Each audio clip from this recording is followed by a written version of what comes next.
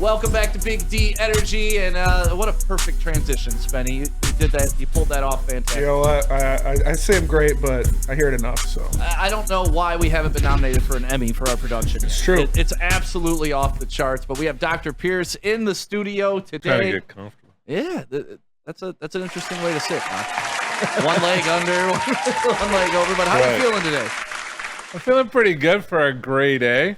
Yeah, We're all excited. We got our golf outing, my 27th annual golf outing for Athletes Unlimited on Monday. I'm not jinxing it, but the weather looks a lot better on Monday than it does today. where's that taking place at?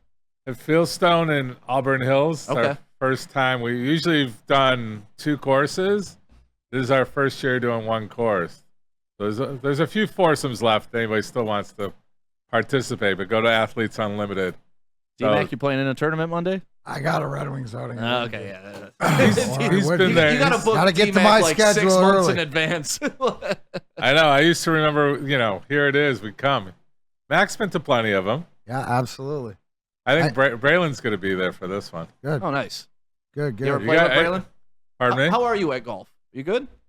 I have my moments. Yeah. I can't lock in for 18 holes. I'm sorry. There's too much going on. D-Mac will tell you I'm the same exact way, right? Like, Absolutely. I have my moment, but that's golf, right? You get that one shot, and you're like, I can do this. And it's Right. like, It well, usually wait a happens around 16, 17. minute. Just to keep you coming back. Gotta right. find your flow.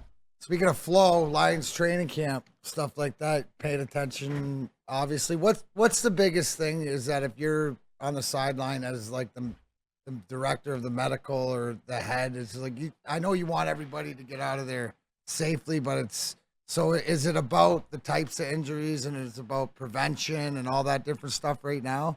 Yeah, I mean, it is about prevention and conditioning, the little nagging stuff. Like, you're seeing a lot of nagging injuries, like these calf injuries, like Russell Wilson's got a calf injury. Our big Olympian, female Olympian, calf injuries.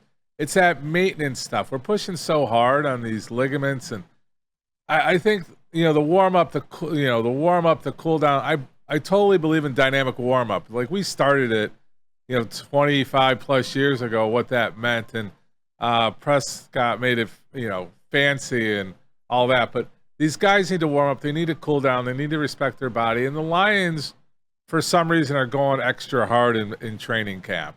I think that's the grit that they're trying to come up with and the attitude. The bad boys of Piston days, but the Lions are trying to be the blue-collar tough guys, and they're showing it in their practices. So you're going to get some nagging injuries. There's a double-edged sword to elevating that intensity right away, and you're going to see a few things. Yeah, John Kaminsky was carted off the field at training camp, and one of the things that Dan Campbell was talking about years ago when he first became the head coach was about hitting early in training camp. Is there something to that where you're conditioning the body to absorb those hits, or is it, in your opinion, just try to avoid contact and you'll avoid injury?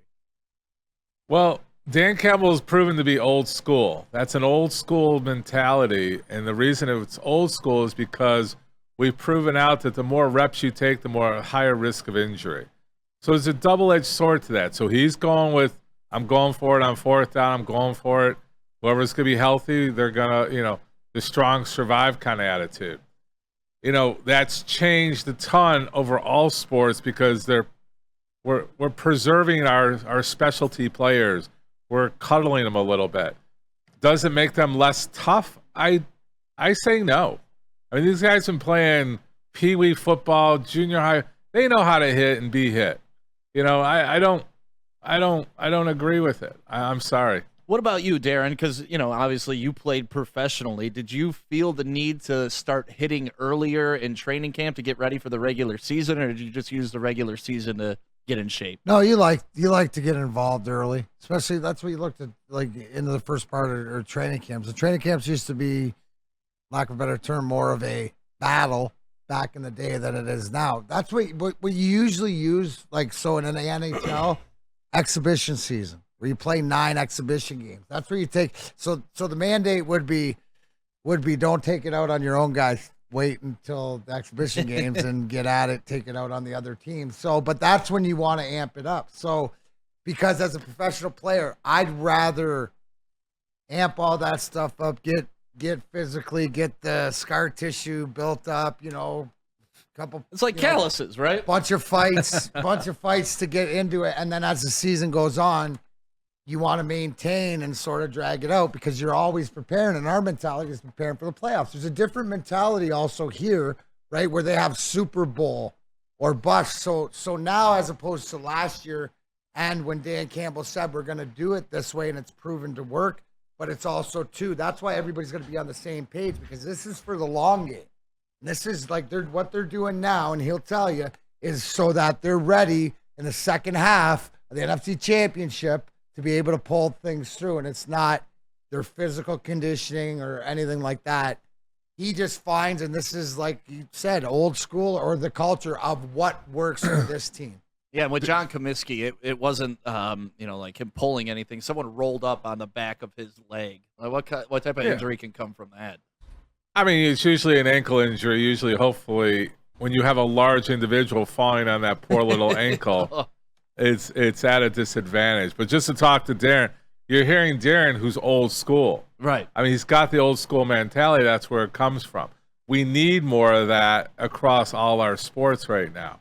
And they run the risk of injury. They run the risk of concussion. There's just so much fear being built up in the young athletes that they don't have that blue-collar mentality. So there's a double-edged sword. Campbell's going with old school. Old school worked for him last year.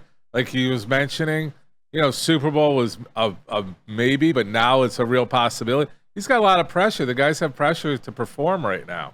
So there's a explain. I can explain it both ways. Yeah. Building the calluses up right now, let the guys get ready, or they already have the intelligence. They don't need to be hit 10 times in the head during practice type of attitude. So, well, there's a sport that you love that is a little less contact. I don't know. Pickleball? I don't know about the less contact, but really? A little less physical than professional football? Well, I gave a stat last week, and I haven't been able to prove it. Maybe somebody can help me prove it. But they say the risk in football is at 100% chance of injury with the amount of collision. It's like 2 motor vehicle accidents happening. Now pickleball's raised up to almost over a 70 to 80% risk of injury while playing. What? Yeah. Isn't football too, like you mentioned the Kaminsky roll-up, that could be every play. Is that because somebody could get rolled up every play, right? Like somebody could roll on a guy's ankle. It's a freak act. Every play, yeah. But is the pickleball statistic because a lot of non-athletic people are trying to play it? Well, I'm not telling you. We're not peeling back how the number comes. But yeah, I mean. Well, I'd like to know the why, right, D-Mac? We want to know the why. Always need to know the why. But the why is, yes, it's a combination. 70-year-old grannies out there trying to play pickleball. Yeah, the collagen level elasticity just isn't what it is at multiple parts of their body. But no, it is part of that. It's not a collision sport. It shouldn't be a collision sport, but the risk factors for injuries are high. Unfortunately, I had my first serious injury of a knee of a young athlete who played AAA hockey, really fit, really big kid, playing against another buddy who's going to the NHL, and they've just been competitive their whole life, and he just reached out for one, hyperextended his knee, and doesn't look promising. So what's happened in the last 3 years is the average age of pickleball is dropping, right? So the average age was like 60. Right. It's dropped 10 years in the last 2 to 3 years. But to explain a little bit what I'm talking about, the impact, you're right. It's the type of people that are playing. It's not warming up properly. They think it's a pretty benign or easy sport. When you get your competitive juices going, it's a small little court with quick movements, and you're moving quickly, and the risk of injury is very high. So when Darren said a month ago, you need to be Dr. Pickleball, I've looked at some of the stats.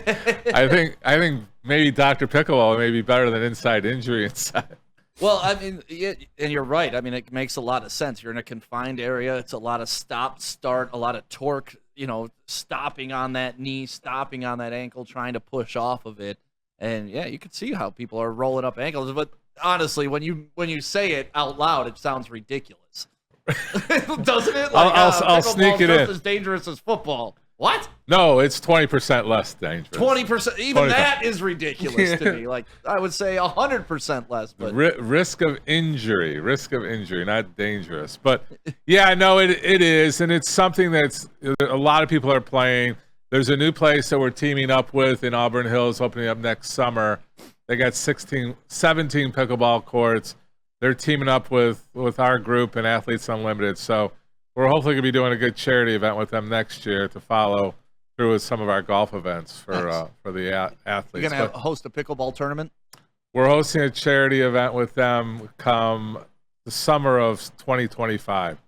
So we're hopefully going to be part of their grand opening. So we're excited, but I think my goal between now and then is to talk a little bit more about, I'm always a guy about prevention. So injury prevention for pickleball, I think I'm going to work with some of the top pickleball players in the state and start explaining to these people, because I seriously, like, the bell rang when I had a 22-year-old come in with a bad knee injury.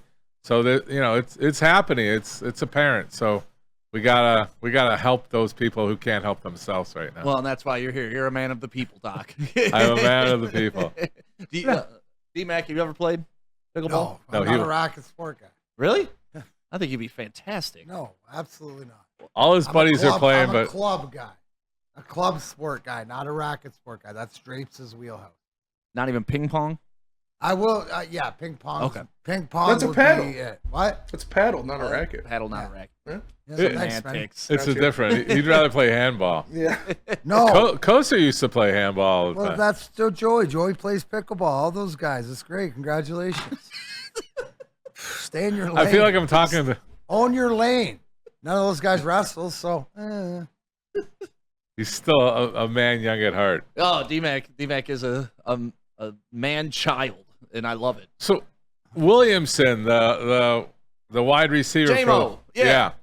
So I wanted to try to pull up my clip. Maybe we'll do that next week on my prediction that this kid's going to have gut and heart. And he's a little slow to recover. So I don't know if that was his hesitancy getting through that knee injury. But he's coming out, like you're talking about training camp. Mm-hmm. There's a lot of good film on him right now, and a lot of promise that he's playing full football, both sides, blocking, running plays, doing everything. I think, my prediction I was a little bit worried about. I said he'll come back, and hopefully he'll come back stronger. You're starting to see it. We're about a year delay.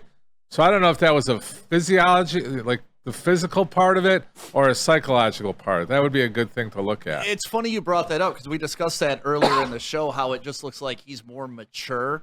And D-Mac brought up a good point. When you're injured, you're kind of bored, you're restless, you're going to be doing things just to kind of occupy your brain. But now that he is at his full medical capabilities, it seems like he's really asserting himself in that way. And when you are seeing those films coming out of training camp, when he's moving on that leg, do you see any sign of struggle? No, I mean, there's no hesitation. And, when you talk about this with injuries or surgery and coming back, it's usually a couple games, a handful of games.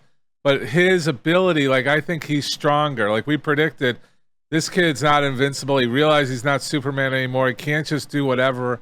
And he had the injury. He learned from it. And maturity is probably a good word to use for it. But also, I think trust of the body that I'm not going to re-injure.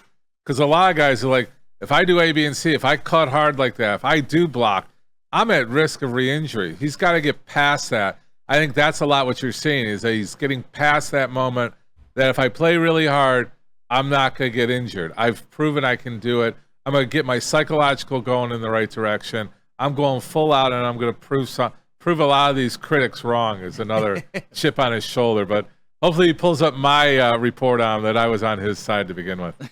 Yeah, we were talking about that earlier, too. There's going to be a lot of receipts pulled this year on Jamison Williams. Yeah. Absolutely. No, that's always great to hear, Doc, because that's the whole thing. And maybe that's what you've seen, and we've seen that before, is when guys are themselves confident that they can't re-injure it, right? And that's what you're saying that you've seen. We've seen it with all the guys. to get the reassurance from you to say, no, you're good to go. Like for me, it's say you can't hurt it anymore. Then that's all I need to hear. Yeah, and then you had a shorter window. You're following me. Right. Exactly. Following me up to make sure all this other stuff with him, it's sort of clicked and everything's come together, but he's not like you're saying, he's not out there like there's been anything wrong. Yeah. And I don't think we saw that, especially early coming back. I mean, I agreed with bringing him back slow, but I think, who knows what plays in his head. And he probably doesn't know what he didn't know. He probably didn't realize he was hesitant. Probably didn't, was a step off, or he wasn't following through with the block, or he wasn't following through with the play, wasn't finishing his runs and stuff like that. And now it's just, it clicks, it goes. It looks like he's finally clicked. And like you said, he's got to build up a little callus, and then he'll be really good for this season. Well, you love to hear it. Love to see J-Mo performing in practice, and love having Dr. Pearson here at Woodward Sports. Doc. 2 times a week, Tuesday with us right here on Big D Energy, and then Thursdays with Ermanni and Edwards. Thanks for rolling in, Doc. We appreciate it. Attention sports fans, don't miss out on Expert Sports Injury Insight with Dr. Jeff Pierce of Michigan Sports and Spine. Join Dr. Pierce every Tuesday during Big D Energy and Thursdays during Ermanni and Edwards, where he offers top-notch injury advice. Trust the guy that I trust. Dr. Jeff Pierce is here to keep you in the game and performing at your best. For more information, visit MichiganSportsandSpine.com or call 248-426-9944.